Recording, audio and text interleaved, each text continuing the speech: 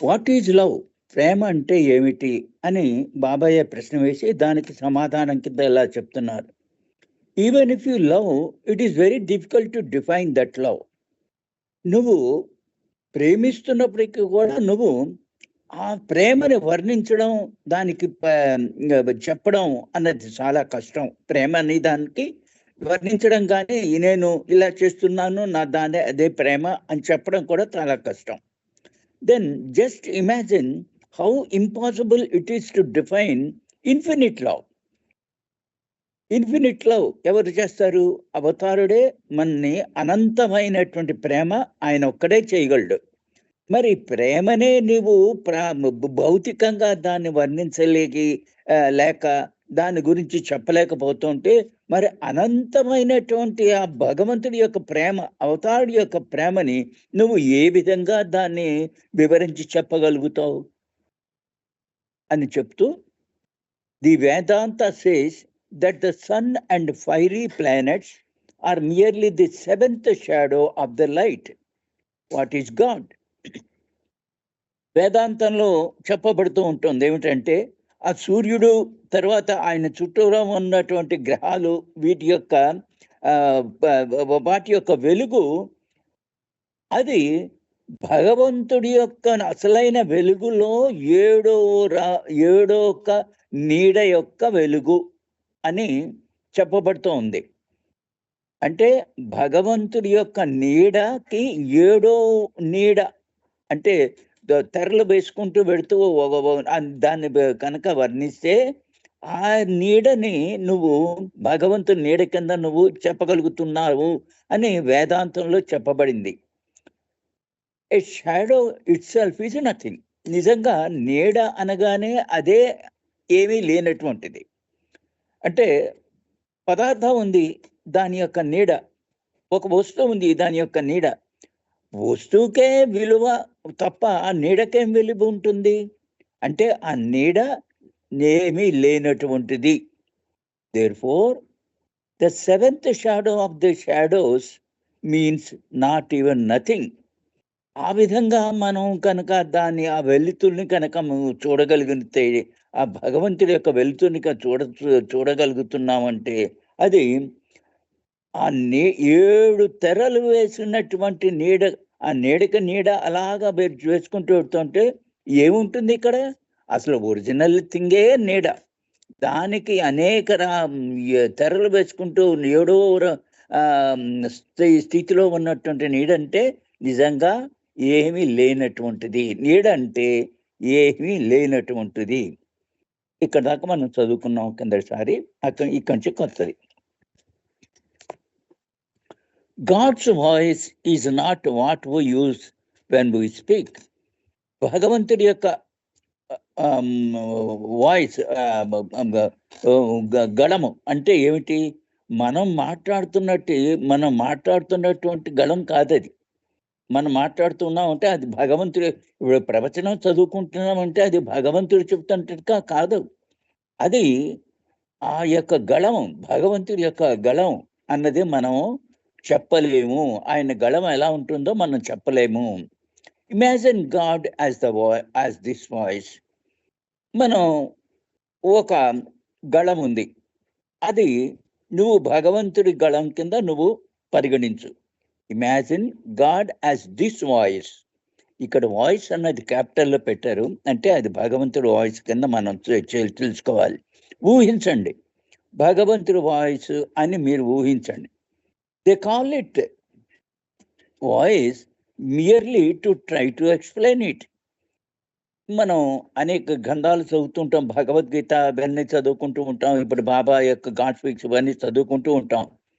ఆయన చెప్తున్నప్పుడు అవి ఆయన సైన్స్లో చెప్పారనుకోండి, ఆయన చెప్తున్నప్పుడు అది ఆయన యొక్క గళం ఎలా ఉండుంటుందో అని మనం దాన్నేమో ఊహించలేము. Vedantist cannot explain it. భగవంతుడి యొక్క గళాన్ని వేదాంతులు కూడా ఎవళ్ళు కూడా వివరించి చెప్పలేరు. Sufis explain it differently. సూఫీ మతానికి చెందినటువంటి వాళ్ళు, సూఫీలు, వాళ్ళేమో ఇంకొక విధంగా దాన్నేమో వివరిస్తూ ఉంటారు. Not as shadow but as a veil. వాళ్ళు ఏమైంది వివరిస్తూ ఉంటారు, అది నీడ కాదు, అది ఒక తెర అన్నట్టుగా వాళ్ళు దాన్నేమో కొత్త విధంగా దాన్నేమో భగవంతుడి యొక్క వాయిస్ అని చెప్తూ ఉంటారు. They describe it like this. వాళ్ళు దాన్నేమో ఈ విధంగా వర్ణిస్తూ ఉంటారు. ఏమిటి? Say that you are God. నువ్వు భగవంతుడివి అనుకో. You look into a mirror. What you first see in the mirror is on the 6th plane, the first reflection. Then you see the reflection behind a veil in the mirror, and that is on the 5th plane, the second reflection. The reflection behind another veil, behind the first veil, is on the 4th plane, the third reflection, and on veil after veil until the 7th. These are the 7 veils. 7 తెరలు ఉన్నాయి, 7 భూమికలు అంటుంటాం కదా, 7 తెరలు ఉన్నాయి అని చెప్పుకుంటాం. ఈ సూఫీలు అలా చెప్తూ ఉంటారు. నువ్వు ఒక అద్దంలో చూసినప్పటికీ నీ యొక్క రిఫ్లెక్షనే అద్దంలో కనిపిస్తుంటుంది. దాన్ని you look into a mirror.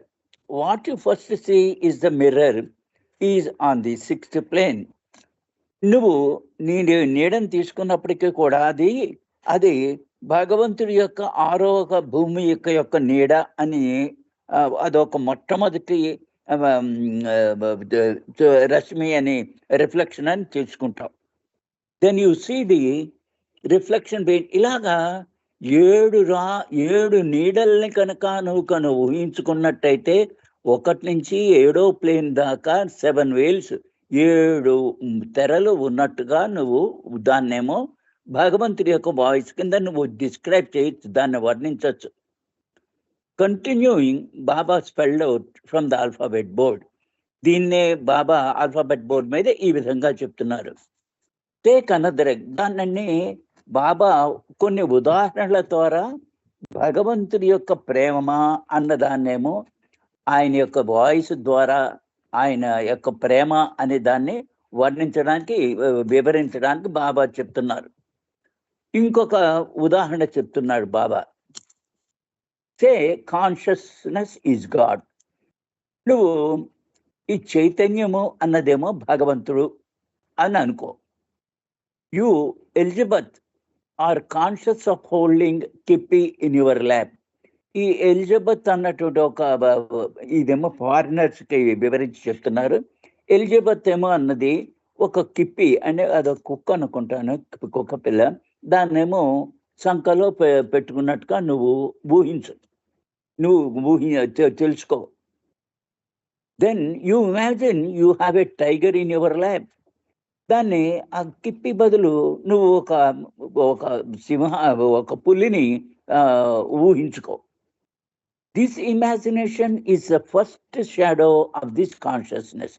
నువ్వు ఈ ఊహించుకోవడం అన్నది ఉంది చూసావా, అది చైతన్యం యొక్క మొదటి నీడ అని నువ్వు ఊహించుకో. Then comes the shadow of this shadow. ఆ నీడకి ఇంకొక నీడ వచ్చింది, ఇంకొకటి, the 6th plane and so on. ఆ విధంగా నువ్వు ఆ చంకలో ఉన్నటువంటి ఆ కుక్క పిల్లని నువ్వు ఒకసారి పులి కింద, ఒకసారి దీనిలో కింద అలాగ ఊహించుకుంటూ నీ చైతన్యం ఎక్కడి దాకా వెళ్ళగలుగుతుందో అక్కడి దాకా నువ్వు ఊహించుకుంటూ వెళ్ళావనుకో, వెడితే అదేమవుతుంది, అది నీడక నీడ అంతే తప్ప అది ఉన్నది మటుకు ఒకటే అని నువ్వు తెలుసుకుంటావు అని బాబా ఆ యొక్క ఇదేమిటి భగవంతుడి యొక్క వాయిస్ని, తర్వాత ప్రేమని వర్ణించడానికి బాబా ప్రయత్నం చేస్తున్నారు కొన్ని ఉదాహరణల ద్వారా. అనదర్ ఎగ్జాంపుల్, ఇంకొక ఉదాహరణ బాబా చెప్తున్నారు. In India they make bells by hand, not by missionary. ఇప్పుడు గంటలు గుళ్ళో గంటలకు పెడుతుంటాం కదండీ! అలాంటి గంటలన్నీను ఇక్కడ భారతదేశంలో మటుకు చేత్తోనే చేస్తారు. మిషన్‌లేమి ఉపయోగించరు. First they mould A bell of earth.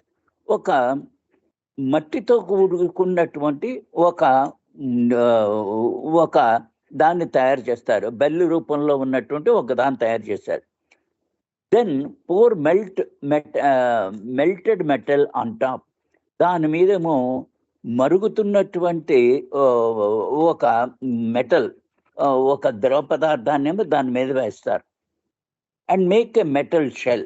ఆ విధంగా ఒక గంట యొక్క రూపాన్ని వాళ్ళొకటి తయారు చేస్తారు. ఆ విధంగా. After the process is over, they remove the earth bell. అది ఎండిపోయిన తర్వాత అదంతా దాన్నేమో మట్టితో చేసినటువంటి రూపం మీద ఈ మెటల్ అంతా వేశారు కదా! అది గట్టిపడిన తర్వాత ఆ మట్టితో చేసినటువంటి ఆ రూపాన్ని ఆ బెల్లని తీసేస్తారు. Now this earthen bell is the first shadow of the real bell. ఈ మట్టితో తీసేసినటువంటి ఈ యొక్క మౌల్డ్‌ని చూసారా? అదేమో నిజమైనటువంటి మొదట చివరికి చేసేటువంటి బెల్ యొక్క ఒక రూపమే. అది మొట్టమొదటి రూపం. Although it is the exact replica of the real bell. అయినప్పటికీ కూడా దాని అది చివరికి ఏ బెల్ అయితే నువ్వు తయారు చేయాలనుకుంటున్నావో దాని యొక్క ఒక ఉనికి అన్నది అది నీకు తెలుస్తుంది. అది ఆ రూపంలో ఉంది. It is only earth and cannot ring. కానీ నువ్వు తీసిందేమిటి? మట్టితో చేసుకున్నటువంటి ఒక బెల్ రూపం. దాన్ని నువ్వు గంట కొడితే అదేమి శబ్దం ఇయ్యదు. Therefore if the difference between the bell and its first shadow ఎర్తన్ bell is so vast, what must be the seventh shadow be? ఆ విధంగా నువ్వు కనుక ఈ పోల్చుకున్నట్టయితే అంటే మొట్టమొదటి బెల్ ఆ మట్టితో చేసిన బెల్లు అది అసలైన బెల్లుకి ఎంత తేడా ఉందో నువ్వు కనుక చూసుకున్నట్టయితే అది 7వ నీడ యొక్క నువ్వు ఊహించుకోవచ్చు. అంతే తప్ప అది మట్టితో చేసిన బెల్లే తప్ప అది అసలైన బెల్ కాదు. అది ఆ 7వ రూపం అసలైన బెల్ యొక్క 7వ రూపము అని దాన్ని నువ్వు అది తీసుకోవచ్చు. ఆ మట్టితో చేసిన బెల్ అది నథింగ్. అదేమి సౌండ్ రాదు. ఈ విధంగా in the first shadow there is no metal. మొట్టమొదటి నీడలో అసలు మెటలే లేదు. బట్ ఎర్త్, కానీ మట్టి ఉంది.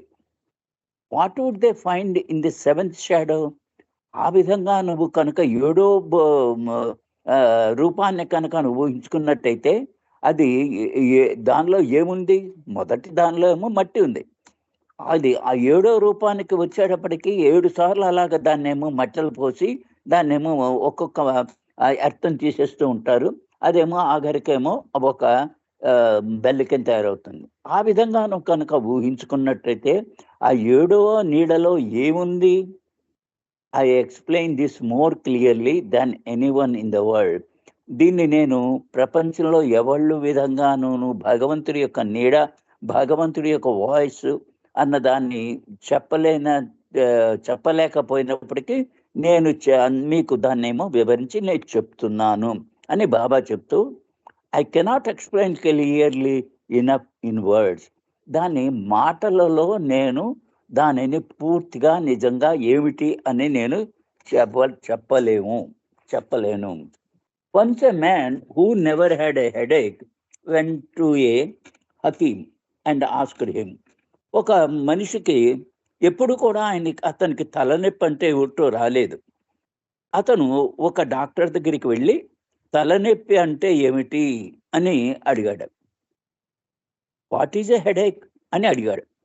తలనొప్పి అంటే ఏమిటి అని ఆ డాక్టర్ని అడిగాడు. The hakim knew what it was, but he had experienced it. ఆ హకీమ్‌కి, ఆ డాక్టరుకి తెలుసు తలనొప్పి అంటే ఏమిటో. అతను అనుభూతి పొందాడు కూడాను. He explained for hours in the words and actions. అనే గంటల కొద్దీ తలనొప్పి ఉంటే ఏమిటి అని మాటలతోనూ అనేక రకాల యాక్షన్స్తోనూ చెప్పడానికి ప్రయత్నించాడు ఆ doctor. But the man could not imagine what a headache could be like. కానీ ఇంత చెప్పినప్పటికీ కూడా ఆ మనిషి ఎవరైతే హెడేక్ అంటే ఏమిటి అనే దానికి అతనికి అర్థమయ్యేట్లాగా చెప్పలేకపోయాడు. At last, in exasperation, the Hakim picked up some stone and struck the man squarely on the head. ఇక విసుగొచ్చేసి ఆ డాక్టర్ ఏం చేశాడు, ఒక రాయిని తీసుకుని ఆ రాయితో అతన్ని ఎవరైతే అడిగారో అతన్ని నెత్తి మీద గట్టిగా కొట్టాడు. The man new at once what a headache was. అప్పటికి అతనికి అర్థమైంది, హెడేక్ అంటే ఇలాగా ఉంటుందా అని అతను కొంచెం అర్థం చేశాం. And with this question answered this realistic manner. ఇది ఉన్నది ఉన్నట్టుగా నీకు చెప్పగలిగేటటువంటి ఒక ప్రయత్నం మట్టుకే అని చెప్పేసి ఆయన వెళ్ళిపోయాడు. అడిగిన వాడు వెళ్ళిపోయాడు. About the shadows I can give you the experience in a second, but cannot explain it you in words.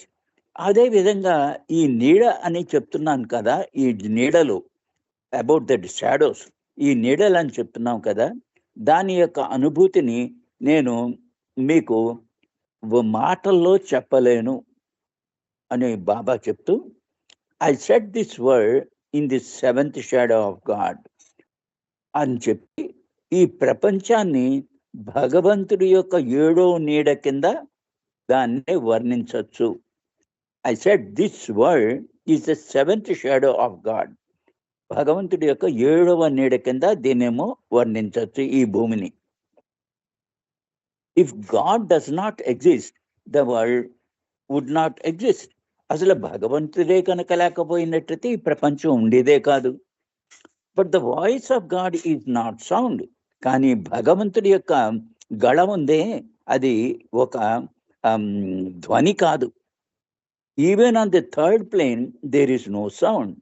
3వ భూమిక మీద కూడా దానికి ఎటువంటి శబ్దము రాదు. On the 1st plane is subtle sound. మొట్టమొదటి ప్లేన్లో ఏమో అది సూక్ష్మమైనటువంటి శబ్దం ఇస్తుంది, వెరీ వెరీ ఫైన్, చాలా నెమ్మదిగా వినిపిస్తుంది. In the 2nd plane the sound is more. 2nd ప్లేన్లోకి వెళ్ళేటప్పటికీ అక్కడేమో ఆ సౌండ్ ఇంకా ఎక్కువగా ఉంటుంది, డ్రౌనింగ్, మునిగిపోతున్నంత సౌండ్ వస్తుంది.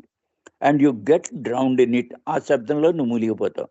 But that voice which is God, the shadow of that voice is overpowered in the 3rd plane. ఇంకా 3వ ప్లేన్లోకి వెళ్ళిన తర్వాత, ఇప్పుడే రామకృష్ణ గారు ఈ ప్లేన్స్ గురించి ఎక్స్ప్లెయిన్ చేశారు కదా, ఆ 3వ ప్లేన్లోకి వెళ్ళేటప్పటికి నువ్వేమో ఆ సౌండ్లో మునిగిపోతావు. సుఫీస్ కాల్డ్ డమ్ ఫౌండ్. నువ్వేమో పూర్తిగా దాన్ని ఇంకా గ్రహించలేనటువంటి ఒక మూగవాడి కింద అయిపోతావు ఆ సౌండ్ విన్నట్టుకి. Nadina Tolstoy could not grasp it and ask. ఈ నడీనా టాలస్టాయ్ ఆవిడ దాన్ని అర్థం చేసుకోలేకపోయింది. ఇలా అడిగింది ఆవిడ, does the shadow of the voice of God gradually get fainter in every plane? ప్రతి భూమికలోనూ ఆ యొక్క భగవంతుడి యొక్క గళం ఉంది, నెమ్మదిగా అయిపోతూ ఉంటుందా ప్రతి ప్లేన్లోనూ పెడుతుంటే అని ఆవిడేమో బాబాని అడిగింది. బాబా రిప్లై, దానికి సమాధానం కింద భగవంతుడి యొక్క వచనం అంటే ఎలా ఉంటుంది, సౌండ్ అంటే ఆయన బాబా ఎక్స్ప్లెయిన్ చేయడానికి ప్రారంభించారు. You cannot say that God is infinite and gets more and more infinite on every plane. భగవంతుడిని నువ్వు అనంతుడు అని చెప్పగలిగి ఒక్కొక్క ప్లేన్లో ఆయన యొక్క అనంతత్వం పెరుగుతూ ఉంటుంది అని నువ్వు చెప్పలేవు. Infinite cannot be infinite. ఆ అనంతం అనేది పరిమితం ఏం లేదు, పరిమితము ఇలాగా ఉంటుందని నువ్వు చెప్పలే. అనంతం అంటే అనంతమే. If you say God's voice becomes weaker, it is not right. భగవంతుడి యొక్క గళము అది తక్కువైపోతూ ఉంటుందని చెప్తే అది మటుకు నిజం కాదు. ఎందుకంటే అనంతుడు ఆ భగవంతుడు. అతని యొక్క వాయిస్ ఇలాగ ప్లేన్స్‌లో కొడుతూ ఉంటే నీకు తగ్గిపోతూ ఎక్కువవుతుంది అని నువ్వు చెప్పలేవు. Voice cannot become weaker. ఈ ఈ భగవంతుడి ఈ గళము అదేమో నిరసింపబడదు. ఎంచేత ఆ భగవంతుడు అనంతుడు. ఆయన సర్వస్వము ఆయనే అయి ఉన్నాడు. It is like the example of the bells. అది ఇందాక మట్టితో చేసినటువంటి బెల్స్ గురించి మనం చెప్పుకున్నాం కదా! ఆ విధంగా అదేమో ఆ మట్టితో కూడుకున్నటువంటి బెల్స్ యొక్క ఉదాహరణ కింద నువ్వు తీసుకోవచ్చు. Let us say the first bell is of gold. మొదటి బెల్ నేడు వచ్చింది కదా! ఒక ముద్ద అదేమో బంగారంతో చేసింది అనుకుందాం. That it first shadow and iron bell. దాని యొక్క మొట్టమొదటి నీడ ఒక ఐరన్ బెల్ అని అనుకుందాం. ఆ మొదటిదేమో ఫస్ట్ బెల్ ఏమో బంగారంది. దాని యొక్క నీడేమో iron. The second shadow is an earthen bell. ఇంకొక నీడ దానికి ఇంకొక నీడ కనుక చూసినట్టయితే అది మట్టి నీడ. The third shadow is paper bell. ఇంకా మూడో దానికి వెళ్ళేటప్పటికేమో అదేమో కాగితం చూసే బెల్ల కింద ఊహించుకో. అండ్ సో ఫోర్త్, ఆ విధంగా ఫోర్త్, ఫిఫ్త్, సిక్స్త్, సెవెంత్ అలాగా all have the same shape. ఉండనంలో రూపంలో ఒకటే రూపం ఉన్నాయి అన్నిటికీ బెల్స్కి. But the gold bell and the paper bell are quite different. కానీ మొట్టమొదట వచ్చినటువంటి ఆ బంగారంతో చేసినటువంటి బెల్ తర్వాత పేపర్తో చేసిన బెల్కి చాలా తేడా ఉంది. So in the case of the paper bell you cannot say the gold bell has become weaker. అంచేత నువ్వు ఆ పేపర్తో చేసినటువంటి బెల్ నువ్వు ఆ గోల్డ్ బెల్ మొట్టమొదటిగా వచ్చినటువంటి ఆ బెల్ అది చాలా బలహీనం అయిపోయిందని నువ్వు చెప్పలేవు. ఈ విధంగా బాబా ప్రేమ గురించి ఎక్స్ప్లెయిన్ భగవంతుడి యొక్క వాయిస్, భగవంతుడి యొక్క గళం గురించి బాబా 7 ప్లేన్స్‌లోను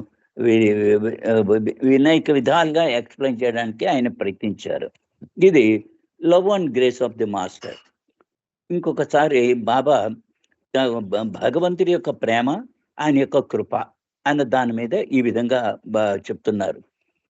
రంజు read out the following message in English. Ranju ఏమో ఈ యొక్క ప్రవచనాన్ని ఇంగ్లీష్లో చదివారు. విచ్ కుటుంబ శాస్త్రి రెండెడ్ ఇంటూ తెలుగు. కుటుంబ శాస్త్రి గారేమో దాన్ని తెలుగులోకి ట్రాన్స్లేట్ చేసి చెప్తున్నారు. The master's love and grace, ఇది ఆ ప్రవచనం యొక్క హెడ్డింగ్.